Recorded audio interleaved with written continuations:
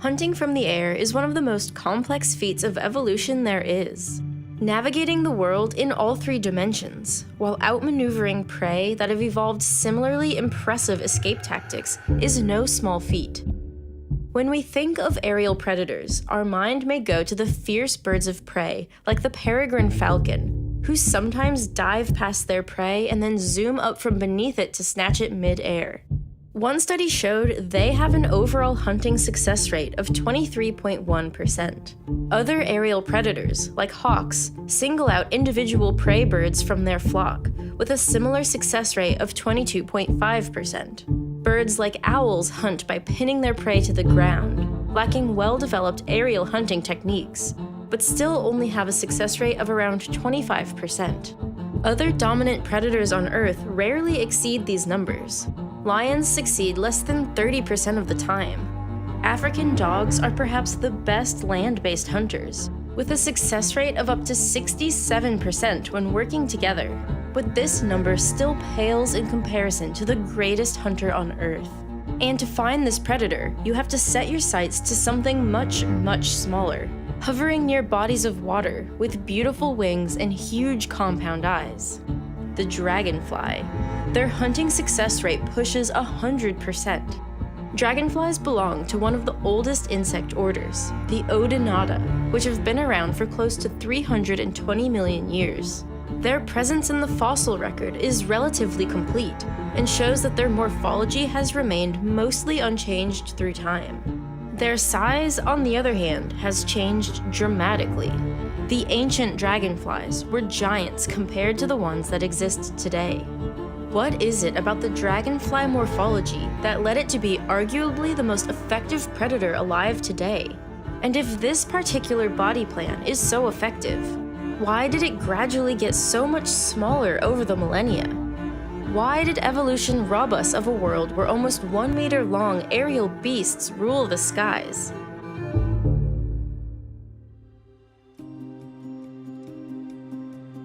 Odonata means toothed ones in Greek, and these fearsome predators' namesake comes from their prominent chewing mouthparts with sharp teeth found on the underside of their head. Odonates are also characterized for having a freely movable head, very short antennae, large and highly developed compound eyes, 3 simple eyes, and 2 pairs of long wings. The only difference between extinct and existing dragonflies is their size. Some Paleozoic species were known to have wingspans exceeding 70 centimeters, whereas the largest existing species barely exceed a wingspan of 16 centimeters. Males and females can easily be spotted perching and flying around aquatic habitats, as dragonfly eggs must be laid in water. They generally feed on midges and other small flying insects that inhabit the area, and hunt and eat them in mid-flight. And despite being considered relatively primitive insects, dragonflies possess some of the most unique and spectacular flight adaptations of any animal, allowing them both to reach fast aerial speeds and be incredibly agile. One adaptation they possess is something few other insects do: direct flight muscles. Most winged insects have what are known as indirect flight muscles, which attach to the walls of the thorax, making the thorax deform as they expand and contract. The deformation of the thorax transmits its resonance to the wings, making them vibrate and initiate the flapping motion. Whilst indirect flight muscles have their own advantages, dragonflies instead have individual muscles that attach directly to the base of each of their 4 wings. Being able to tug on each wing individually enables them to move and direct each of their 4 wings independently in all 3 axes, meaning they can control their horizontal, vertical, and torsional motion, granting them precision and agility that is unparalleled by most insects with indirect flight muscles. Thanks to this independent control, dragonflies are one of the few insects that can propel themselves in all 6 directions: up, down, left, right, forwards, and even backwards. Another remarkable way that dragonfly flight differs from other insects is their ability to flap their fore and hind wings in different phases, and can vary that phase depending on the maneuvers they wish to perform. One flight technique is known as counterstroking, where they flap their fore and hind wings 180 degrees out of phase with each other. This allows them to hover or engage in very slow forwards flight and can generate large amounts of lift. For fast forward flight, they're able to switch to phased stroking, where the hind wings beat 90 degrees ahead in phase of the forewings. While this generates far less lift, it generates a lot more thrust, with some species being capable of reaching well over 50 kilometers an hour, making them by far the fastest flying insects. Dragonflies can also engage in synchronized stroking, which is when the forewings and hindwings flap together at the same time. This is most useful for increasing their acceleration and to prepare for turning or changing directions quickly. It allows them to generate huge amounts of lift, but can't be sustained for long periods of time, so they generally only use this configuration when chasing prey. In addition, dragonflies are also capable of flying backwards, a flight maneuver which is not possible for almost any other animal except a few other small types of fly and the hummingbird. They do this by tilting their body upwards at 90 degrees to change the direction of the force generated by the wings. And finally, dragonflies can also choose to not flap their wings at all, allowing them to free glide, take advantage of an updraft, or in the case of some female dragonflies, take a ride with a male who can hold onto her, making him beat his wings to propel the two of them. Being able to switch between such a wide variety of flight behaviors and aerial acrobatics is what makes dragonflies such efficient predators when hunting flying insects, as well as when evading predators of their own. While not exclusive to the Odonata, dragonfly wings also have a prominent pterostigma. It's a small pigmented spot on the leading edge of the wing that is heavier than the rest of the wing. It acts as a counterweight. From a biomechanics perspective, the weight of the pterostigma displaces the chordwise center of mass ahead of the torsion axis at the level of the pterostigma. If not for this, the outer leading edge of the dragonfly's wing would be prone to self-excitatory flapping and feathering vibrations known as flutter, which would rapidly stall its flight when gliding at high speed.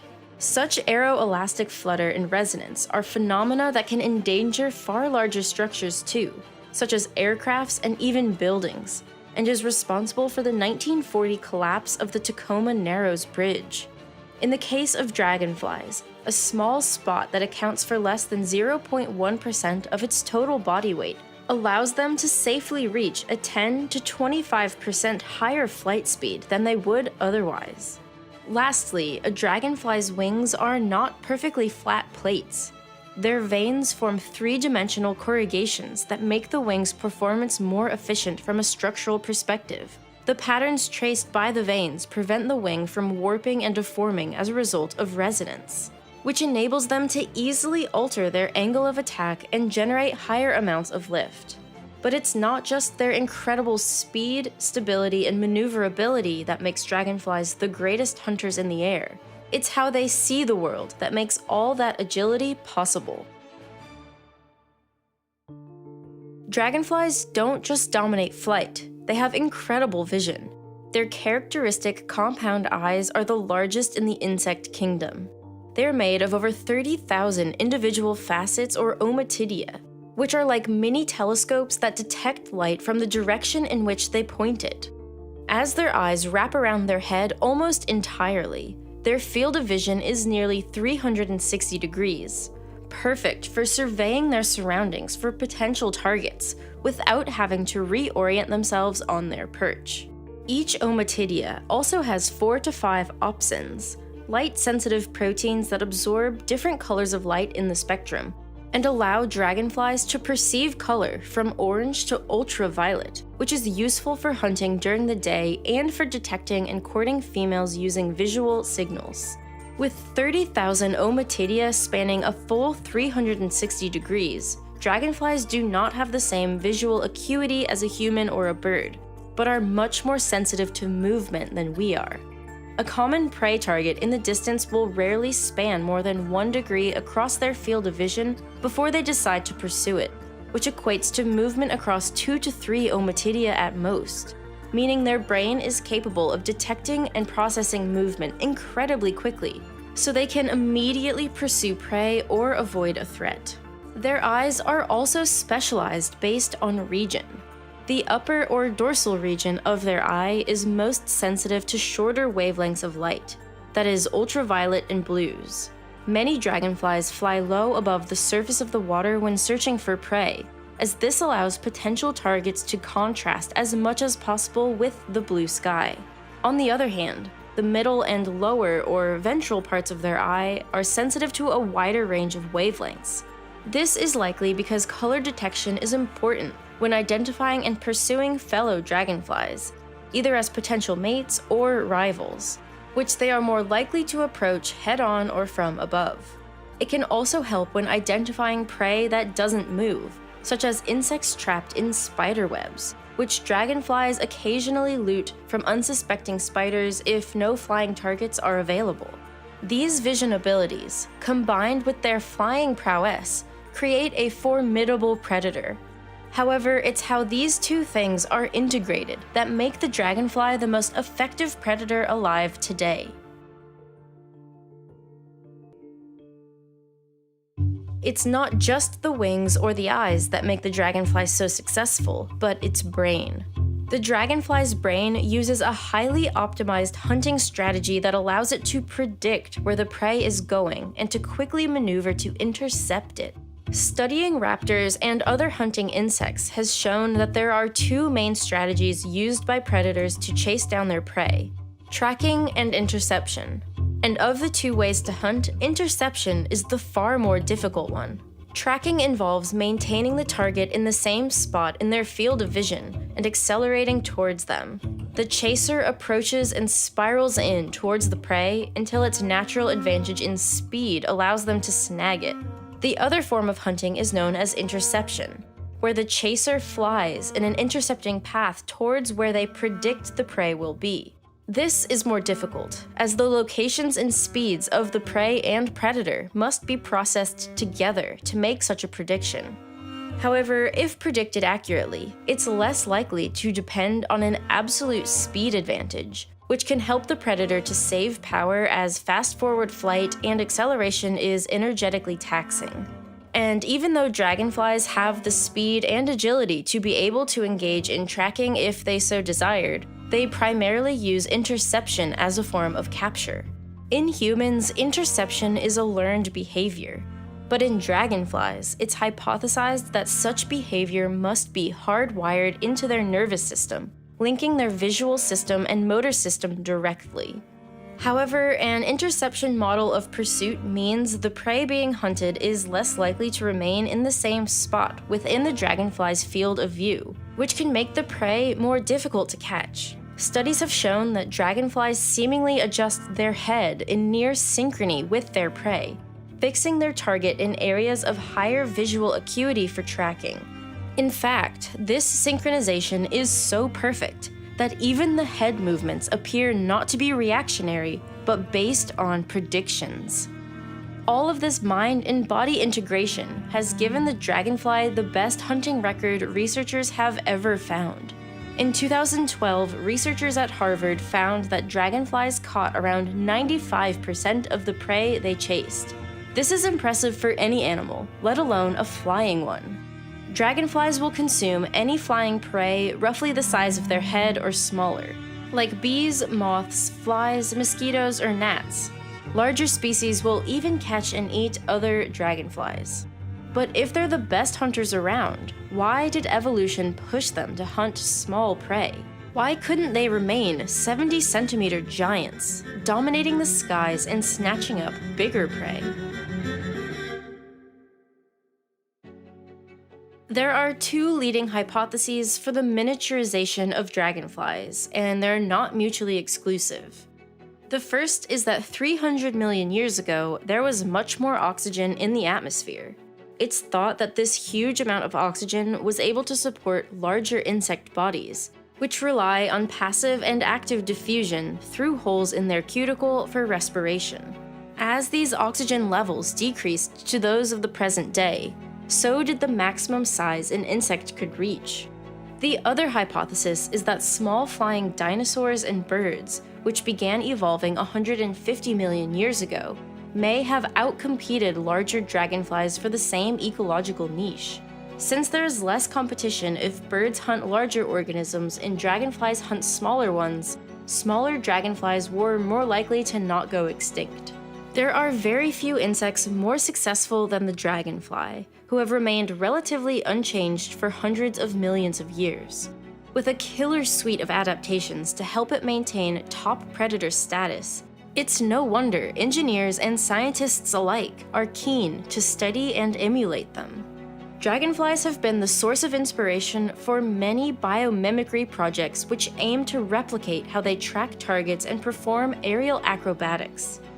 While to date there are no free-flying drones of dimensions comparable to a dragonfly on the market, there are several prototypes of micro-unmanned air vehicles in the works.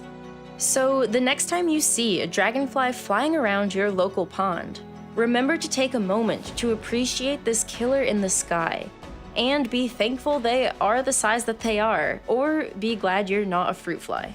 As important as dragonfly morphology is to its enduring success as a species, its behavior and life cycles are equally crucial.